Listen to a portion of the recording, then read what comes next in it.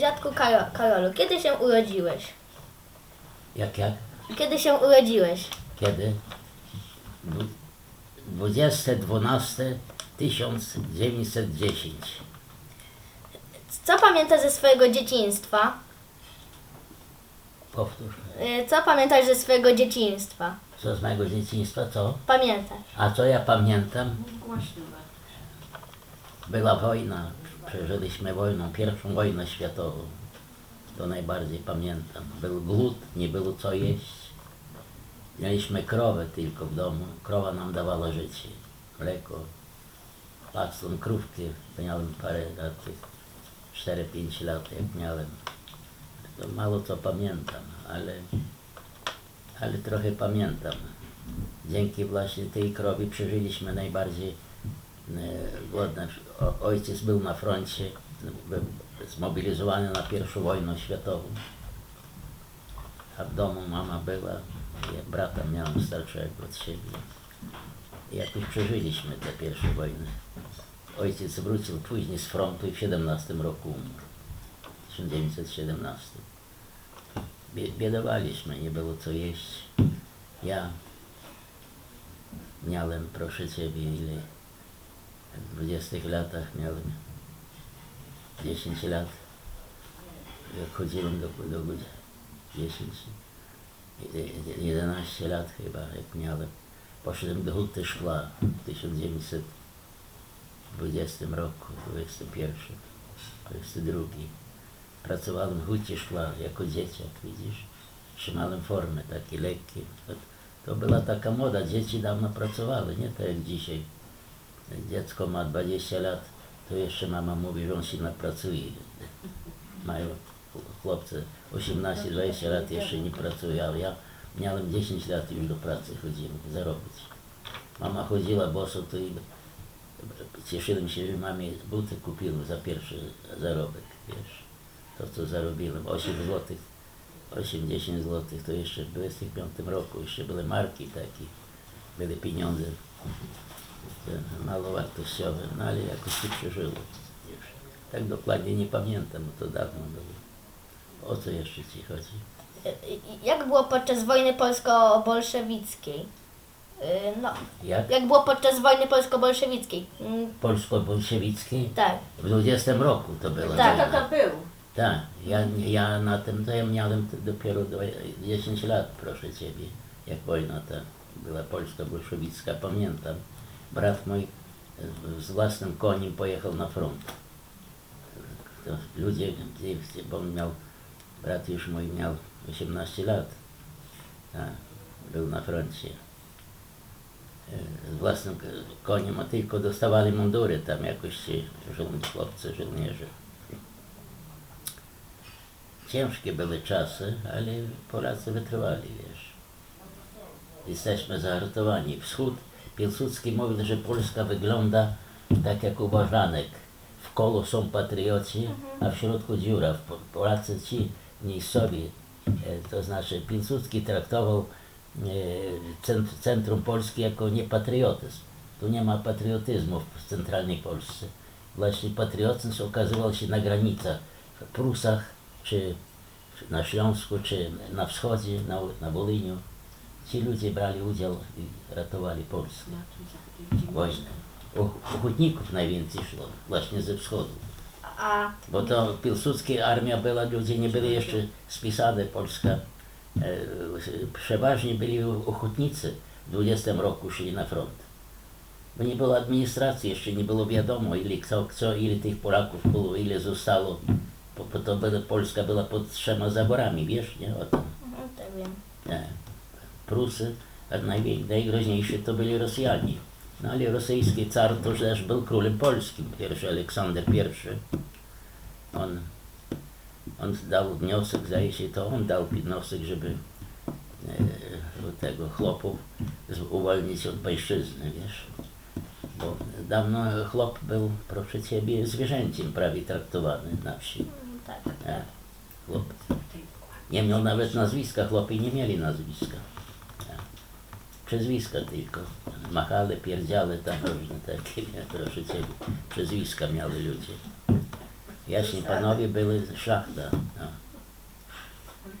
Mój ród podobno, z chorób,skich ród, był na wschodzie ściągnięty przez Żółkiewskich i prawdopodobnie moi przodkowie, dziadowie brali udział w bitwie pod Wiedniem, bo były u nas, u moich dziadków dawnych, spotkałem na strychach, były szable, takie pióra te husarskie były, widziałem, rozumiesz, to przykurzone było stare, dawne, w takim, jak te dwory były szlacheckie, proszę Ciebie, to były wysokie strzechy takie, domy wysokie, wiesz, i strzechy były ostre, a drewniane domy były takie, ja wiem, to trudno to wytłumaczyć się, takie dziwne wsie były dawniej, wiesz, takie jak zwierzęta, ludzie mieszkali w takich budach, proszę Ciebie, ze słomy, z drzewa i słomy. No, dawno. Gdzie dziadek mieszkał? Gdzie ja mieszkałem? To jest Glińsko, to się nazywa. Wieś taka, Glińsko-Żółkiew. U nas była fabryka kafli, huta szkła. No, Żółkiew było powiatowe miasto. Żółkiew była stworzona przez Żółkiewskich, Stanisława Żółkiewskiego. Wiesz, kto to był Żółkiewski? No, Nie wiesz. Nie uczyliście się historii jeszcze? Żółkiewski wielki był hetman koronny. Podbił Ruś całą prawie. Ale jeszcze A, nie powie, że był to w Rosji. był dzielny. Żółkiewski później. A Sobieski był wnukiem Żółkiewskiego. Marysieńka odbudowała Żółkiew, wybudowała kościół dominikanów, tych farmy kościół i zamek obronny. Były 4 baszty. Piękny zamek wielki, obronny i murami otoczone miasteczko było Żółkiew. Do dzisiaj to istnieje, te mury już poprzerywane są, nie? Bo to jezdnie porobili ulicy, ale szczątki murów do dzisiaj można oglądać, wszystko. A, proszę Ciebie. Także Żółkiew no, ma za sobą pewne zasługi obronne A przeciwko teraz jest Rosja. Tatarom, Turkom. Nie, to jest Ukraina teraz, przepraszam. Żółkiew. To jest historyczne miasto. A najwięcej tam właśnie Marysieńka podobno odbudowała ten zamek, a w tym zamku po wojnie, po II wojnie światowej zrobili tam sąd w jednym skrzydle. 2 skrzydła było gimnazjum otworzone, a jedno skrzydło było przez administrację, starostwo. No, związki strzeleckie tam były, takie organizacje polskie. Proszę Cię. Ja należałem, ile miałem 15 lat, już należałem do strzelca, związki strzeleckie były. Ten marszałek był u nas w Lwowie, marszałek Piłsudski to był na kontroli, to znaczy nie na kontroli, odwiedzał już po to Lwów, Gdzie to Żółkiew? walczył o miasto z Ukraińcami, o Polską. Lwów walczył o Polskę. Lwów. Aleś musisz Wiesz, kto to Lwów jest? Słyszałeś? Lwów? Lwów, tak. Tak, słyszałam. Tak. Tam polski, to było właściwie wspólne. Nie można powiedzieć, że to całkiem polskie było. To było wspólne. Ruś i Polska była wspólnym narodem. Myśmy z Rusinami bardzo dobrześmy żyli przez całe wieki. Nie było różnicy między nami. Ja na przykład mieszkaliśmy pod cerkwią prawie. To ja chodziłem nieraz, jak były śniegi duże, tam to do kościoła miałem 4 km, 5, a do cerkwi, pod cerkwią mieszkaliśmy, bo to cerkwi też była katolicka, nie prawosławna. U nas katolicy byli, katolicy ukraińscy. Bardzo dobrześmy żyli, a później już w ostatniej wojnie Bandera taki był bandyta ukraiński i on pomniejszał nam nasze miłość tą wzajemną z Rusinami. Proszę Ciebie, to my nazywali nie Ukraińcy, tylko Rusiny były. Wspólnie święta robiliśmy razem. Oni do nas, my do nich, bo oni 2 tygodnie później mieli święta, wiesz. To na wsi to był zwyczaj, wnosili do mieszkania na Wigilii słomę, wiesz. по-українську називає się дідух, то ж та дідух вже дядом зчилили сломи, такі дядки ходили по просьбі, nie? To taki bezdomni byli, to zapraszali ich do domu i ścielili slomę w mieszkaniu. A byłem małym chłopakiem, tośmy brykali na tej slomie, to ładnie to w mieszkaniu sloma było, wiesz. Jakby no, to z dzieciństwa pamiętam. No, takie różne potrawy, widzisz, były, kucia na przykład. To była wynalazek chyba Rusinów. Nie wiem, czy tu w Polsce w centralnej była ta kucia. Była tu, Haniu, kucia, czy No, nie? raczej na wschodzie może były, ale, Tak, u nas tam, tak. ale nie wiem, raczej To były specjalne takie, zwyczaj wiesz, kresów naszych. na kresach kucia. To pszenica była ubita, wiesz, z tej łuski. No i to się mieszało z tym, z makiem, miodem, tam inne przesmaki. Zawsze mama miała to robić, wiesz, babcia. A tak to było. Dzieci kiedyś pracowały. Ja pamiętam od małego dziadka musiałem, jak tylko nogami ruszyłem, mama mnie budziła w lecie, godzina 4, proszę Ciebie, wydoiła krowę, dała mi jeszcze ciepłe mleko, wypiłem ciepłe mleko i krowę na sznurek i pasłem. Tak długo pociąg jechał u 7 punktualnie, proszę Ciebie, pasłem i tą krowę jak pociąg jechał, zapędziłem do stajni. I od razu mama mnie zostawiła już śniadanie, wypiłem tam jeszcze coś zjadłem i do szkoły.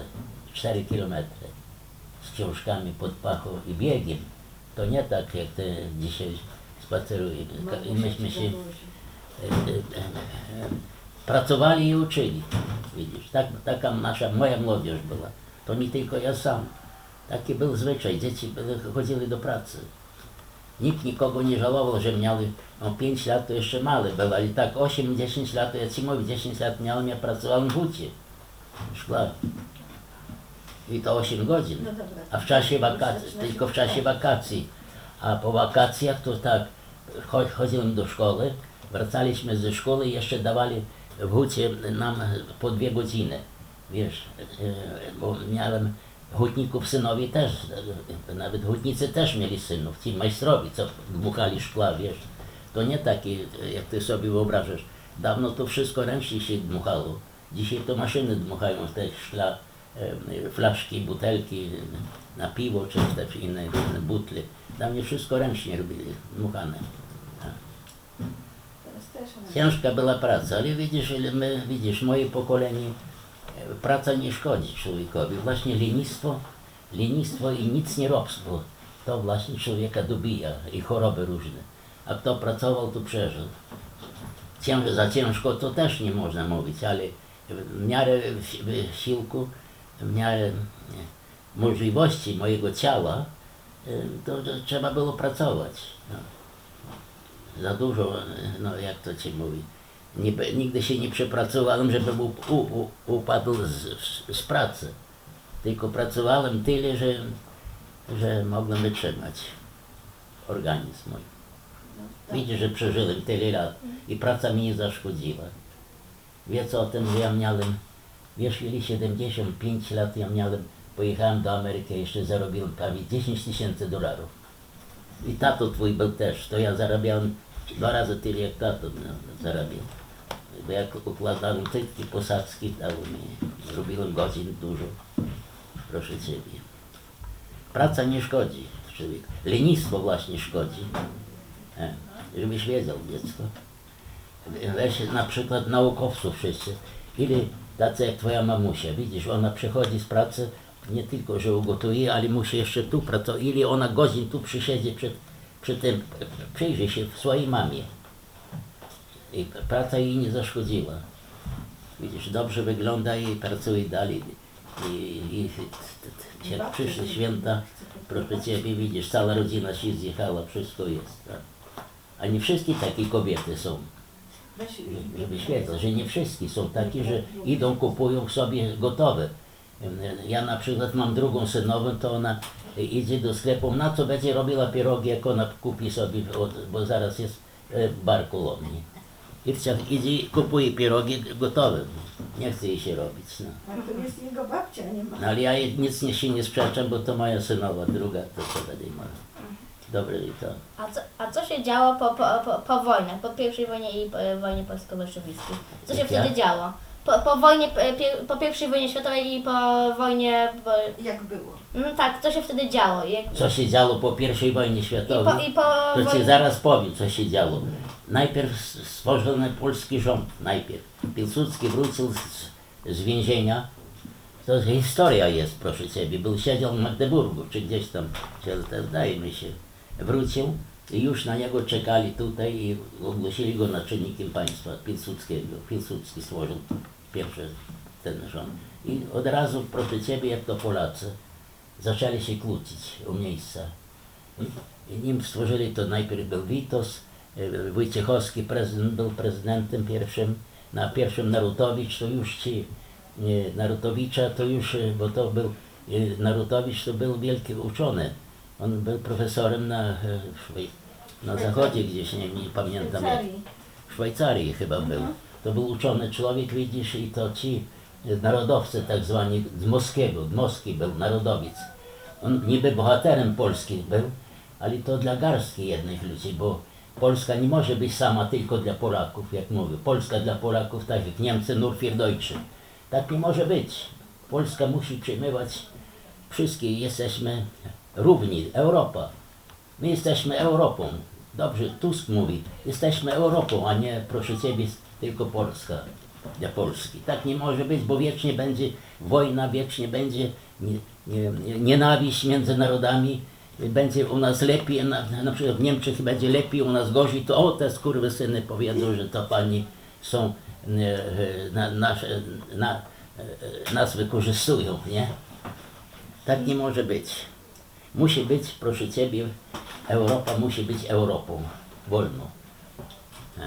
Dla nas wszystkich, a dla Polski szczególnie ważne jest właśnie wolna Europa. A tak, to chodziło o 20 lata właśnie. I na tym tle były stale starcia w Sejmach. To, co dzisiaj się w Sejmie dzieje, tak się działo, wiesz, po powstaniu, po usunięciu. Przecież Piłsudski wygrał z armią radziecką. Piłsudski ocalił całą Europę przed bolszewizmem, jak chcesz wiedzieć. Bo ty dziecko jesteś, nie wiesz, o co chodzi.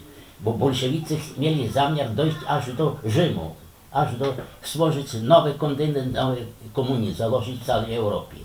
I cała Europa była bezbronna prawie. Jeden Piłsudski się potrafił zdobyć i młodzież polską porwał do walki. Mówię Ci, że wszystko szło, Polacy szli jako ochotnicy na front w 20 latach. I dlatego zwyciężyliśmy. Było ważne. Aha. I później w 20 roku, jak w 25, jak się zaczęli kłócić na Sejmie, Piłsudski rozpędził cały Sejm, zamach do stanu tak zwany. Tych takich największych tych mącicieli pozamykał w obozach koncentracyjnych. To taki koncentracyjny się nazywał, Bereza Kartuska tak zwana. Ale oni tam mieli do dyspozycji biura, wszystko, to nie było tam, żeby tak jak były te obozy karne niemieckie. To były, zresztą ja nie wiem, ale nie wyobrażam sobie, żeby Piłsudski skazywał ich na jakieś tam ciężkie roboty. Były, nie wiem jak to było, bo jeszcze byłem chłopakiem.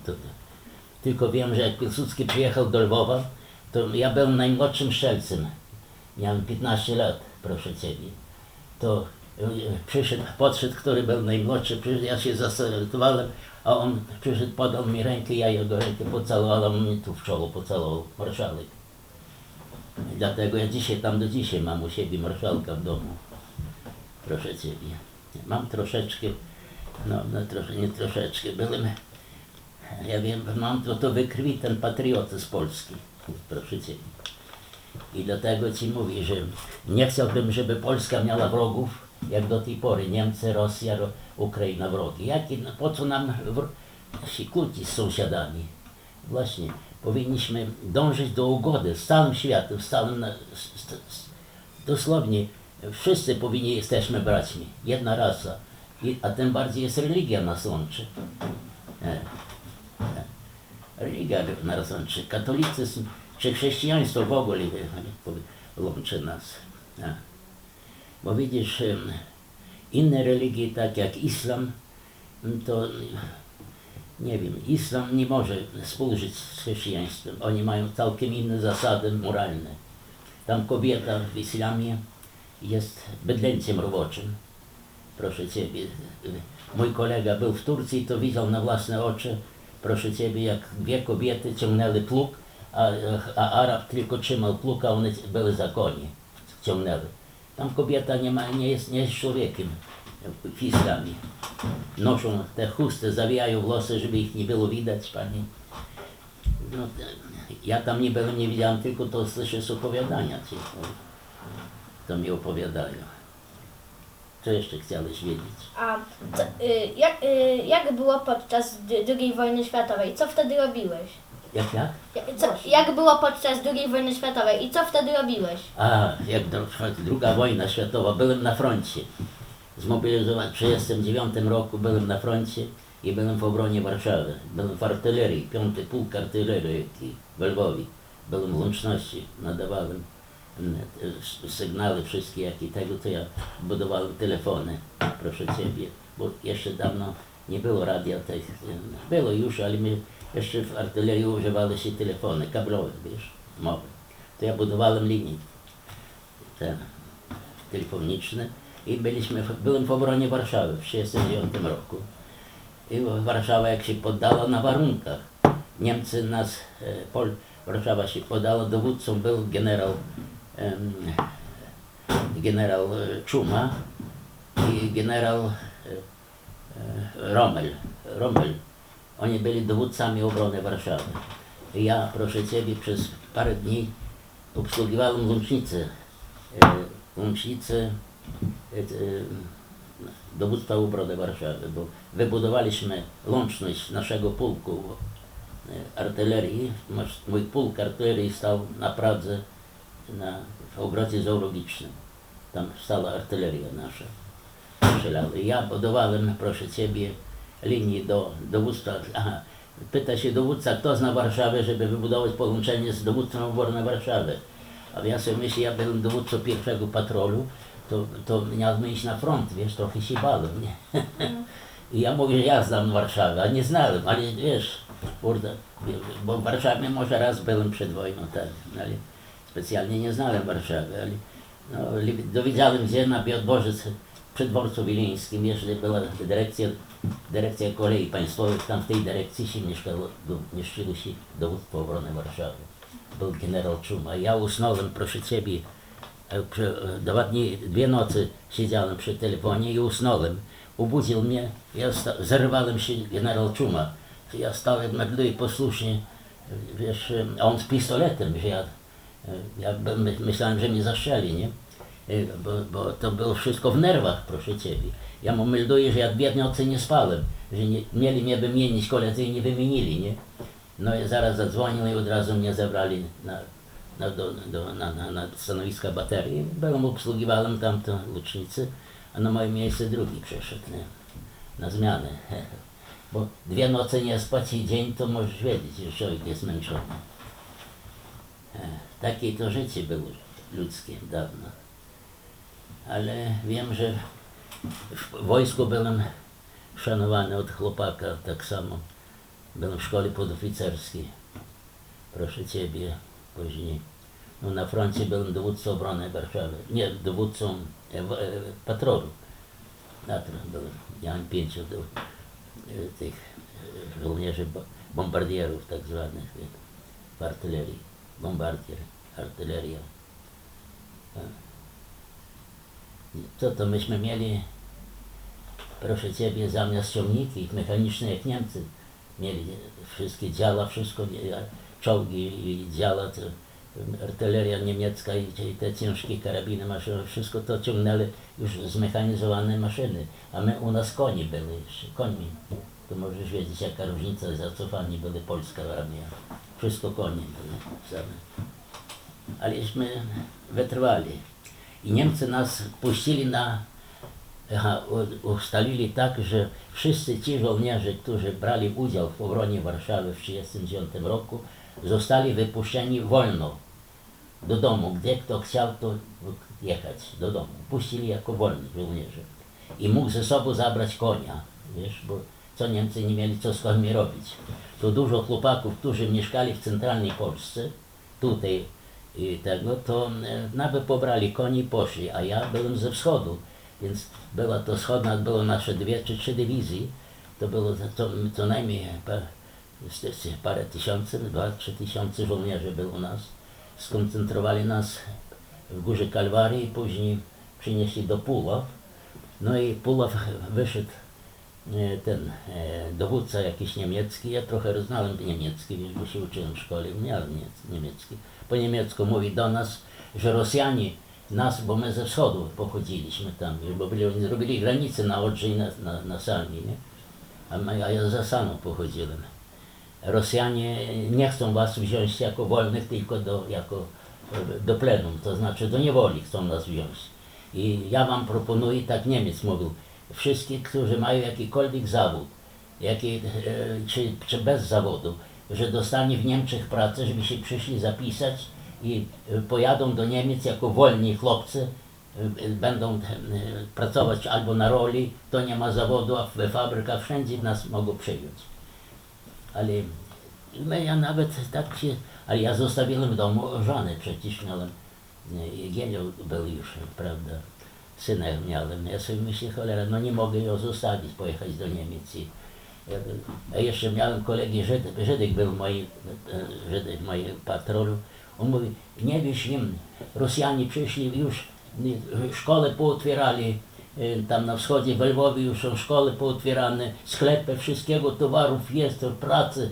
Oni Niemcy kłamią, tylko mówi tego, żeby nie wierzyć Niemcom. No to jak my tak nabuntował nas, ja jeszcze spotkałem kuzynów jednego, i jeszcze jeden, drugi był z Przemyśla chłopak. Też było nas 3. Dobrze mówię. Było nas 3. A ten Żydek, tego Żydka nie wiem, co on się podział, nie był, tylko nas 3 było. A to sobie myślę, to pójdziemy. I myśmy pieszo z Puław szli przez Lublin na Zamość, rozumiesz, i Werchrata taka jest wioska, tam była granica, zrobili Rosjanie z Niemcami. Jak się podzielili w 1939 roku, Polską się podzielili, przecież Rosjanie i Niemcy, wiesz, słyszeliście? Tak, tak. Historia była podzielona.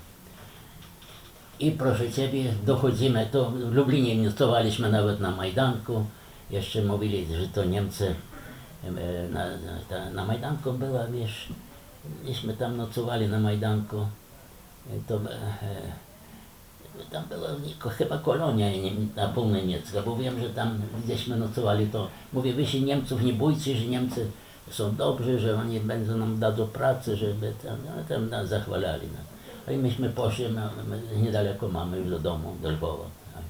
Szliśmy pieszo do granicy i pod Zamościem zatrzymała nas patrol niemiecka. A myśmy byli w mundurach jeszcze, wiesz. W takich tych, zatrzymali nas, oni jechali tymi motocyklami i halt, no i tego, dokumenty, no, a mieliśmy dokument, że nas puścili wolno, Niemcy nam wypisali, dawali dokumenty, że decydujemy się wracać do domu, jesteśmy do cywila, że nas Niemcy puścili wolnym, bo Niemcy właśnie dotrzymywali umowy z naszym dowództwem. Wszyscy żołnierze byli puszczeni wolno z dowództwa obrony Warszawy. W 1939 roku to było, co ci mówi. No i tego, doszliśmy do granicy i spotkała nas to Werchrata, taka, jak jest Choryniec tam, Zarawa Ruska, tu na granicy, na południu, proszę Ciebie. Tak pod lasem było, my idziemy, już nie wiedzieliśmy, to chłop nas tam podprowadził, mówi, to teraz będzie gdzieś granicę oni robią, bo to wtedy jeszcze tak dokładnie granicy nie było, nie? Ale już patrole chodziły. I spotkała nas patrol Ruska. Szli Rosjanie już i tego, odkuda wy bierzeli? No ja mówię, że bierzeliśmy z niewoli niemieckiej, nie? Że idziemy. Bierzemy, idziemy w Damoj, to mamy domy. No, a on mówi, хорошо, mówi, i patrzcie, żeby się zgłosić na komendzie, jest komenda taka, ruska, przygraniczna tam zgłoszła, żebyśmy się zgłosili w tej komendzie. Oni dadzą nam bumagi, papiery i puszczą nas wolno do domu. I wyobraź sobie, my idziemy tam, patrzymy i idzie, posłuchaj Aniu, to jest też ważny moment. I patrzy, idzie chłopak, patrzy, mój kolega znajomy, to Żyd był nawet, w mundurze idzie. Mówi, gdzie wy idziecie? I on przyszedł do mnie, mówi, Dziunek, bo mnie Dziunek domu wołali, nie? Mama mnie tak przezwała. Mówi, nie idźcie tam, bo mówi, że Rosjanie, jemu też mówili tam pójść na to, żeby się zameldować, a oni, mówi, całe szczęście, że w tym patrolu był jeden Żyd, że ruski był. Jego uprzedził, mówi, że oni zabierają pojedynczych żołnierzy, oni nie wypuszczają, tylko biorą tam za stodoły, gdzieś i rozstrzeliwują wszystkich. Pojedynczych żołnierzy nie brali, w ogóle do niewoli Rosjanie pojedynczych nie brali. Jak brali, to od razu 20, 30, a tak 3-4 to nie chcieli mieć kłopotu z nimi, to strzelali na miejscu. I mówi, ja się umówiłem tam z tym patrolem, że nie będą nas kontrolować, żeby będziemy na dworcu. I tak się stało. Nie poszliśmy, wiesz, do tej komendy, bo by nas zabili, gdybyśmy nie żyli. I schowaliśmy się w rowie, nadjechał pociąg towarowy, oni tam rabowali, tory rozbierali już, wiesz, i tak dalej. No, z jakimś żywność zabierali, przede wszystkim od chłopów, zabierali zboże Rosjanie. Także nas nie zauważyli, a myśmy weszli, bo między wagonami takie były jeszcze takie, wiesz, budki, wiesz, jak to my w jednej budce nas trzech się tak wcisnęliśmy się i tak dojechaliśmy do Rawy Ruskiej. A w Rawie Ruskiej, jak zobaczyli nas, cholera, i już znowu chcieli, ale też Żyd był, już był milicjantem, mieli opaski, wiesz, ruskie. Ale też kolega jeden był z tych Żyd, ten co z nami jechał z Werchraty, puścili nas. No, bo z Rawy Ruskiej do Żulpy to tylko krok. No. Także myśmy przyjechali akuratnie 2 dni przed wszystkimi świętymi w listopadzie. Byliśmy już w domu w 1939 roku. Tak ucaliliśmy się. I później było głosowanie, wiesz. Zrobili w 1939 roku, mieli ludność zapadnej Ukrainy wyrazić zgodę na przyłączenie zapadnej Ukrainy do ZSSR. Wiesz, taka była rosyjska, no nie rosyjska, tylko ta radziecka, komunistyczna ta władza. No i to trzeba, ja akuratnie przyszedłem do domu, to była niedziela, było głosowanie. I przyszedł посланец, gdzie się dowiedzieli już, że ja wróciłem, przyszli, żeby ja głosował. Przychodzę tam do głosowania, to w gminie była to biuro, Rosjanin siedzi, słuchawka takie polowe, oni jeszcze mieli polowe takie same, oni nie mieli techniki takie jak Niemcy mieli w 1939 roku, oni takie same mieli, koni były takie jak u nas, no trochę mieli dział. Szczolgów też już mieli więcej jak u nas. No. I siedzi Moskal, za czym by przyszli, no ja daję bumagi, masz, no mam, już ja wróciłem z wojny, nie, bo miałem te zaświadczenie, że Niemcy mnie puścili. I proszę Ciebie, i on bierze telefon, bierze, głucha, halo, tego, i coś, nikt go nie odbierał. I on krzyczy raz, drugi raz, na te bierze słuchawki, rzuca, ja wziąłem, dawaj tą słuchawkę, a ja dopiero co z tym miałem cały czas, byłem uczony, wiesz, na tym wziąłem te słuchawki, naprawiłem, mówię, odkręciłem membranę, tam pełno śliny, wiesz, ta membranka, co się mówi. Wyczyściłem i daję mu, o ty związist? No związist. Utram do roboty, od razu do roboty. Zaraz tylko ten głosowanie, już przyszli od razu po mnie w poniedziałek do pracy. I tak byłem związistem, później Zwiadowcą. Jakiś czas, tam parę lat. No co potem, już nie chcę więcej mi się mówić. To był 1939 rok, a później to normalnie, nie wiesz, praca, dzieci, no syna mnie jeszcze urodziła żona. Do którego roku, tak? 40 rok, to mówi.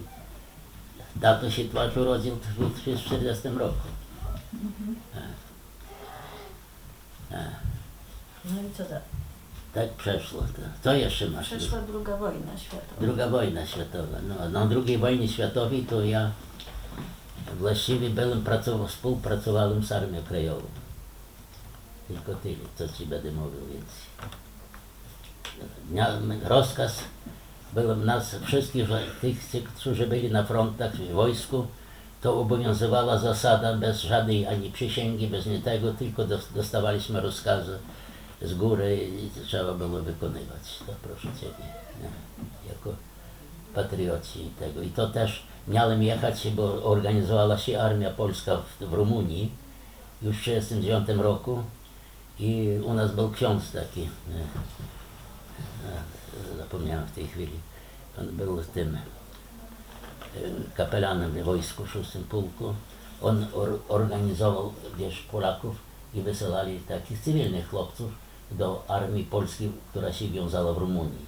Od nas niedaleko do Rumunii, tam z Lwowa, no nie, trochę, to jest 300 kilometrów. I proszę Ciebie, ktoś mnie przeskarżył i ja też tamtego, i mnie aresztowali mnie i mnie tam jeszcze kilku, żebym się przyznał, że mnie tego, chciał mnie zastrzelić, pistol przy tego. Mówi, że ja należałem, kto to organizuje. Ja mówię, ja nic nie wiem, co ty chcesz. Pokazuje mi zdjęcie, wiesz. Ktoś, i to rzeczywiście moi koledzy byli, niektórzy. Mówił, widzisz, o, ty jesteś tutaj, ten, a te już byli aresztowani, rozumiesz, przede mną. Były aresztowania. To byli synowie oficerów. A tych oficerów to już w 1940 roku rozstrzeliwali, wiesz, w tym. A u nas był 6 pułk strzelców konnych, to same wdowy pozostawały, to wszystko porósł. Rosjanie, to okrutne, to wiesz, to trudno nawet wspominać o tym, co było. Ale jakoś puścili mnie, bo ja pracowałem już w wojenstroj, w budynku, tam żona moja lamentowała, chodziła tam do niego i tam jakoś mi wykupiła, proszę Ciebie, tak, że ja przeżyłem. No. I później wróciłem ze wschodu, jak było przesiedlenie przed banderowcami, nakleili mi kartki na drzwiach do 24 godzin, żebym się wyniósł za sam. I to mi laski robili, żeby tego jeszcze mówi do mnie nauczycielka, mówi, Dziuniu, żebym ja wrócił z powrotem. Mówi, to bandyci z tego, oni, ci miejscowi nasi, to Ukraińcy nie byli bandytami. To ci taki był banderowiec taki, on tam prawdopodobnie pochodził tu od Lubaczowa nawet. Księdza syn podobno, nie wiem, czy co prawda tak mówili. On zbuntował Ukrainę. I trzeba było uciekać ze wschodu. Wszyscy Polacy uciekali. W straszliwy sposób mordowali. Żywcem oczy wydobywali. Kobiety ciężarne przybijały kolkami do ziemi. Rżnęli pilami. No mówię Ci, coś potwornego, jakie oni zadawali nam cierpienia. Ukraińcy ci. Ale to przeszło, poszło. Należy też miłować ich. Pomimo, to nie wszyscy byli. Gdzie wyjechali? Ja Ci mówię, nie wszyscy byli mordercy. No, co Ci jeszcze chciałeś powiedzieć? A gdzie uciekłeś? Kiedy... Do Leżajska. Mhm. Aha, do Leżajska.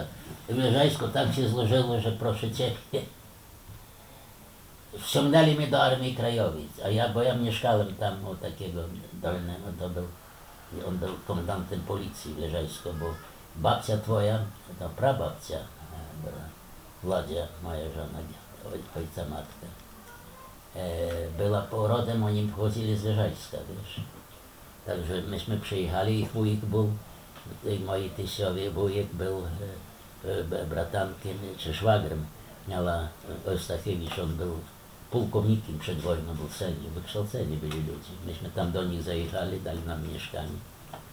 No i później, jak to było, miało przed powstaniem, podchodzi do mnie mój znajomy.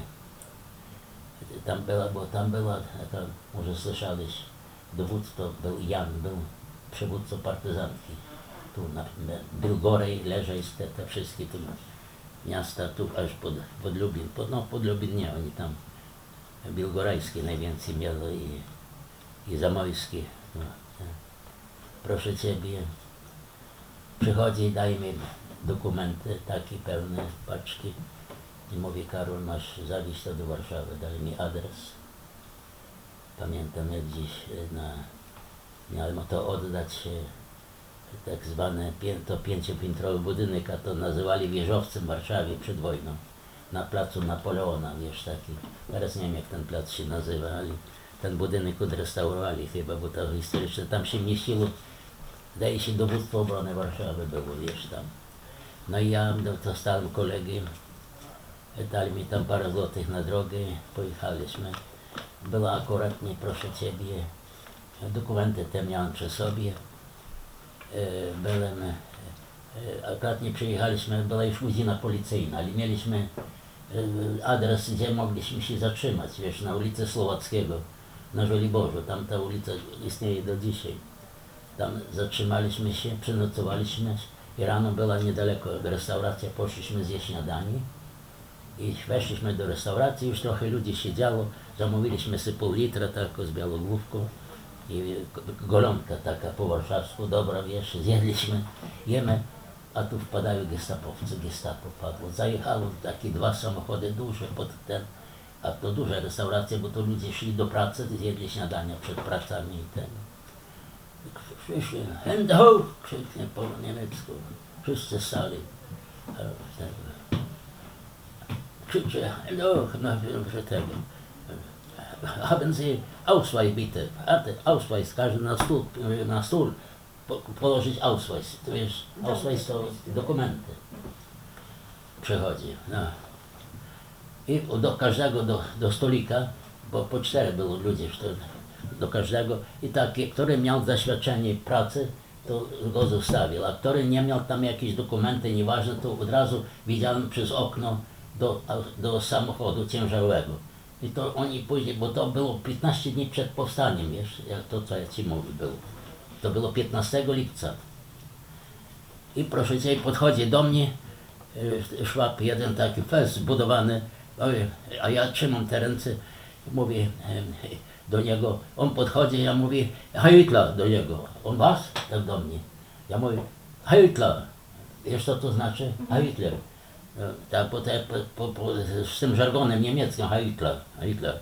Du bist Deutsche? Ja mówię, jawohl, ich bin Deutsch. Bo ja po niemiecku mówię, wiesz, ja mówię nawet tak nieźle. Du bist Deutsche? Jawohl, bitte Ausweis. Proszę bardzo, ja miałem jeszcze dokument bardzo ważny, dlatego oni mi dali, bo miałem dokument, że pracowałem w Audyńsce i podpisany przez Hauptsturmführera, dowódcy. Wiesz, że mogłem wybierać w sklepach niemieckich, mogłem brać towar. Takie miałem dokumenty, że tak jakbym był Niemcem prawie, wiesz. Takim, bo w Audyńsce byłem kierownikiem robót robiłem, no, normalnie robiłem i prowadziłem roboty takie budowlane przy niemieckie, bo oni to u nas robili różne rzeczy. No. I zobaczył to, a mój, das ist mein Kamerad, auch Deutsche, ja moja Hol. Pyta się, czy też Niemiec. Tak, ja przeprosił, zasalutował mnie. Tak się uratowałem.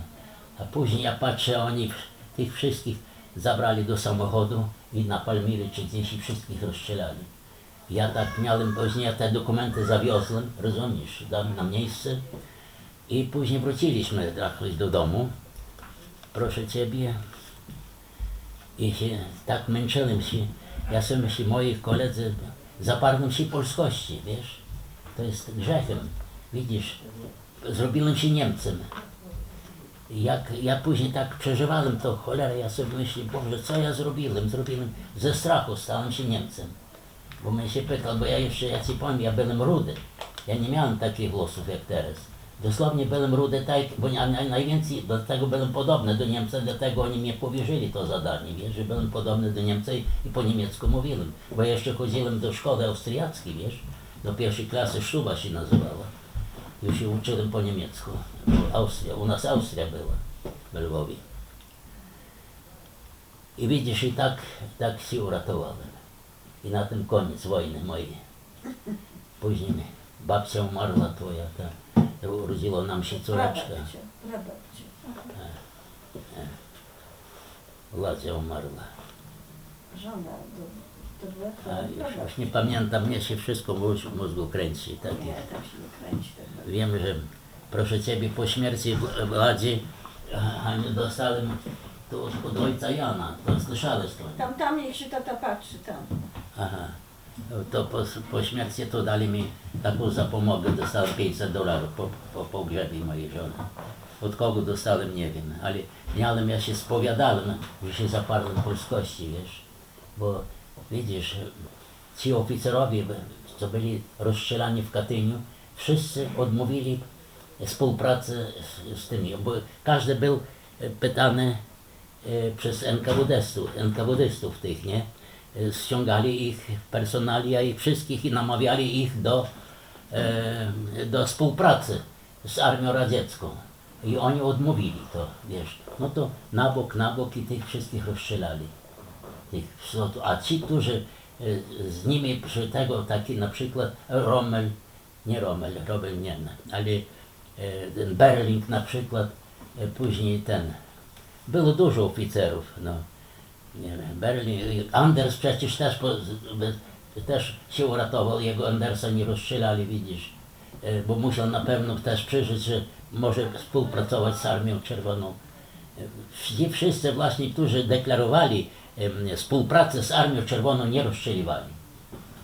Proszę Ciebie, to mnie powiedział sam Berling, bo ja byłem jak była uroczystość wielka nad morzem w Kolobrzegu i był wtedy Jaroszewicz i tam była msza i ci wszyscy oficerowie do mnie i patrzy koło mnie, a ja tam stałem jak najbliżej tego ołtarza, jak się mówi, bo tam jest wielki pomnik taki, ty nie wiesz, ale Paweł był z nami, ze mną tam, bo twój tatuś był akurat nie przy tym pomniku nawet.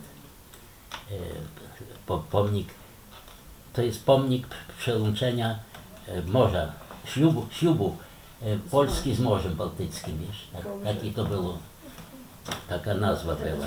To drugi raz, po I wojnie światowej to też było takie ślubowanie i po II wojnie to samo było, to ślubowanie, to było odnowienie.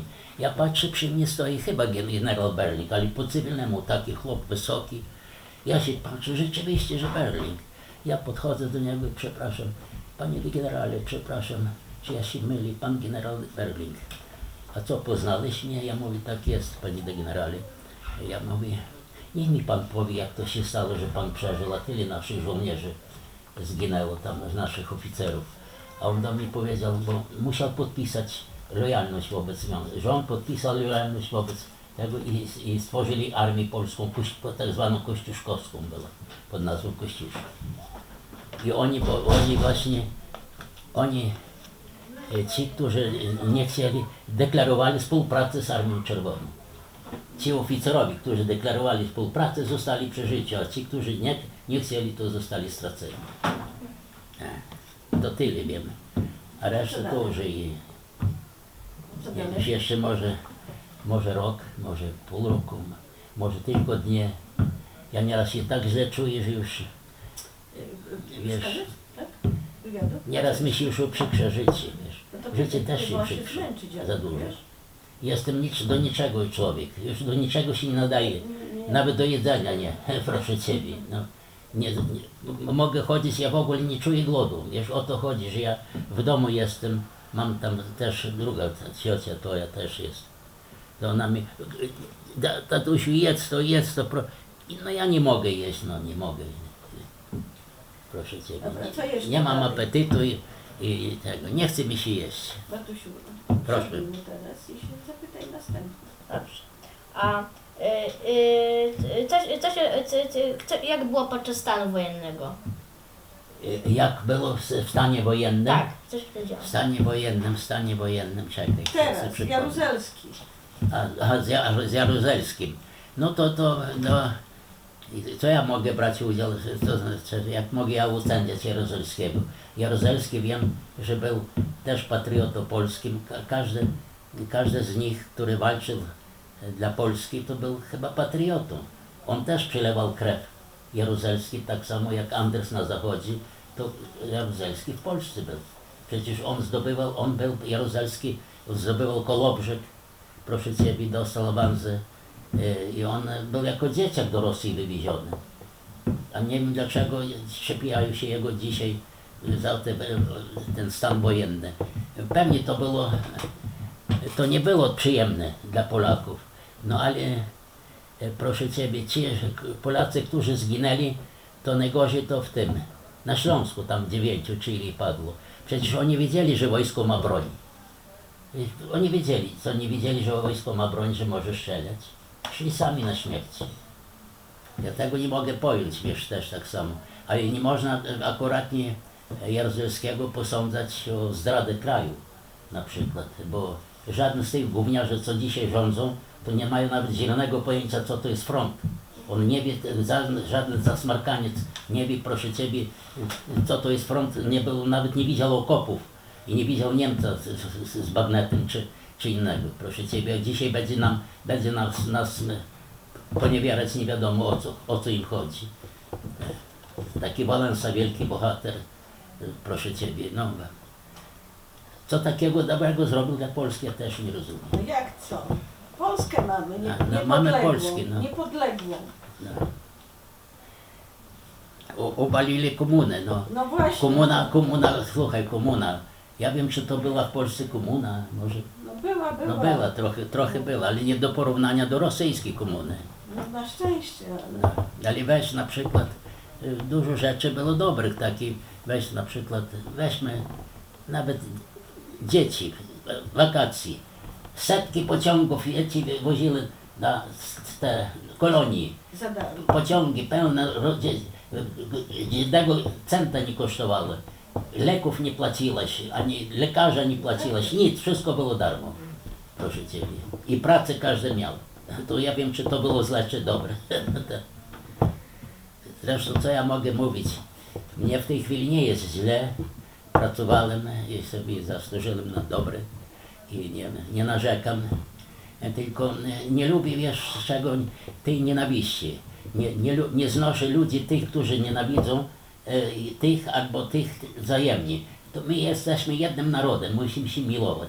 Czy ten był komunista, czy ten był polonista, czy w ogóle nie można dzielić narodu, wiesz. To jest najgorsze zło, właśnie dzielenie narodu. Że my chodzimy do kościoła. Ja jestem religijnym człowiekiem i kto mnie może zabronić, że ja mogę chodzić, czy ja muszę chodzić. Sam człowiek sobie wybiera życie. Proszę Ciebie. Narzekać dzisiaj, ja nie mam prawa do narzekania i tylko, że cały naród, jak słyszy, obawia się, czy będzie praca, czy ile to ludzi. Weź na przykład teraz sprzedali hutę z Salowola, sprzedali Chińczykom. Co to będzie? Czy jak oni tu nawiozą nam miliony Chińczyków do Polski, co będzie? Kto będzie nas pracę dostanie? To też nie wiadomo. No ale jak może Pan Bóg da, że będzie dobrze. Mieć Chiny.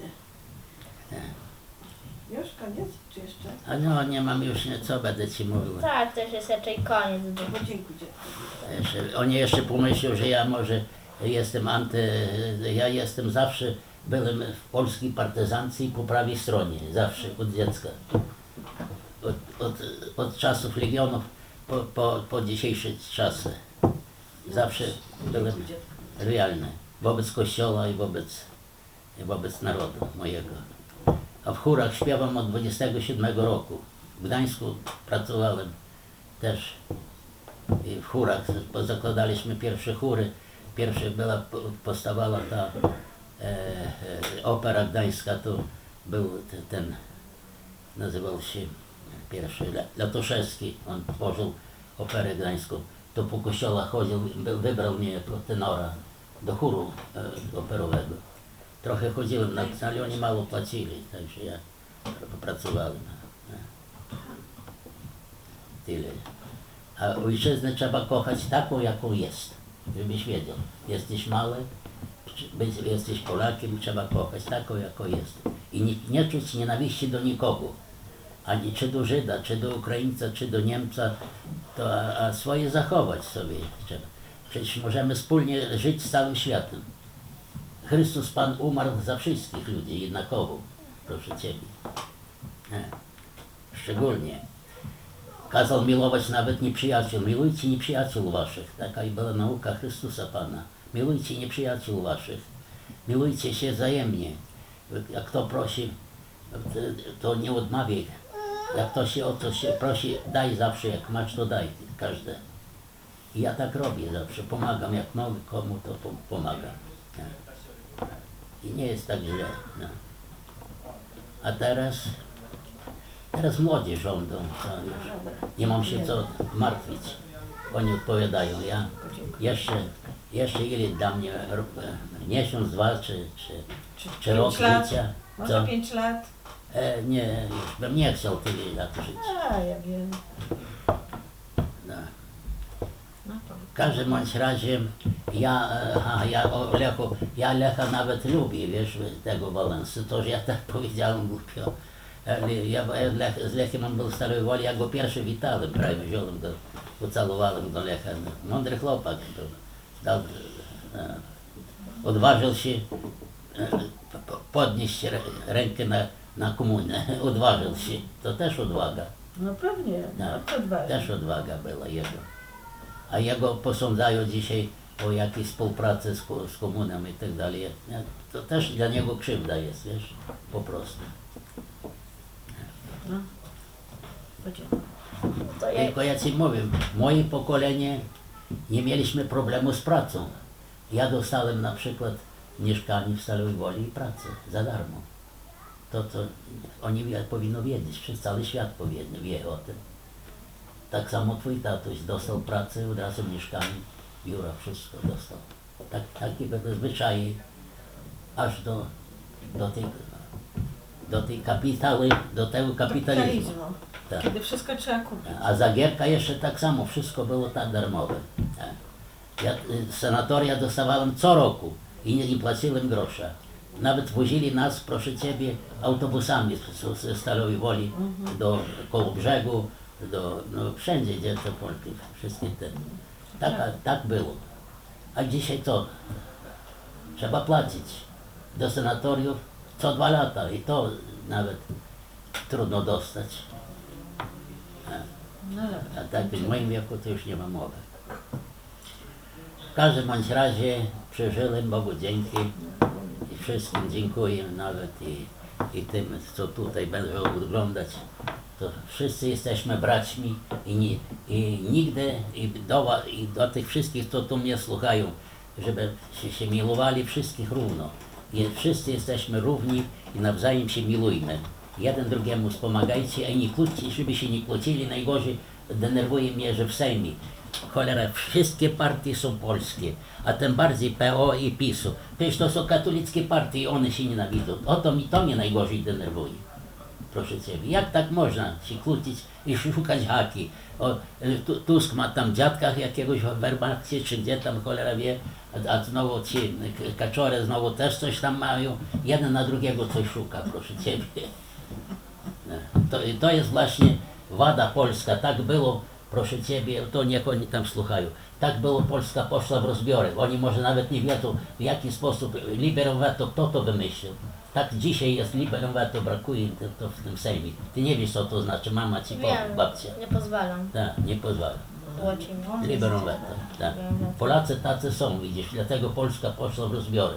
Bo sami nie potrafią się rządzić, będą się kłócić. Ktoś nas musi dzielić. Ktoś też musi skłócać nas chcą, jedno z drugim. Szkoda tylko właśnie. Polska jest dużym narodem i nie jest złym narodem. No. Odznaczamy się wszędzie, praca. Polacy są jedni z najlepszych pracowników nawet. Tak się słyszy, czy w Anglii są, czy w Ameryce. Ja na przykład dostałem pracę bez trudu w Ameryce. Bez trudu ja dostawałem. Ja nie wiem jak to jest, niektórzy chodzą bez pracy, ja zawsze pracy miałem. Dobra, to już kończymy, bo... Co? Podziękuję. Aha, to wystarczy Ci, tak? No. I Tobie, że dziecko, żebyś Ty wyrósł na takiego dobrego człowieka i dobrego patriotę, dobrze? Żebyś był w Sejmie i nie kłócił się tak jak Tusk z Kaczyńskim, tylko żebyś był silny, mocny i jeden, taki, dobrze zawsze myśleć i dobrze życzyć wszystkim ludziom, pamiętaj. A uczysz się nie tylko dla siebie, ale uczysz się po to, żeby wspólnie żyć i lepiej żyć. Żeby Polska była lepsza. Żeby Polska była lepsza. z dnia na dzień. To na was będzie spoczywać wszystko. No podzielisz. To, Przyszłość do was Tam należy. do mikrofonu podzielisz. Tak. dziękuję, panie dziadku, że No, dobrze, to za Że co? już. dobrze.